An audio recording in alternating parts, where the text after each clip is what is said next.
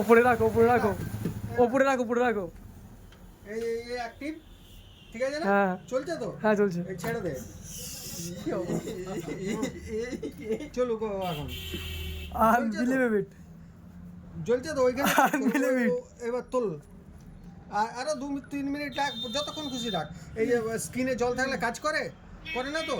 কাজ করছে, প্রপারলি কাজ করছে। দেখ সব প্রপারলি কাজ করবে। একবার drop test, last drop test. নিচে এ দেখ, হ্যাঁ কাজ ভেঙে যাবে।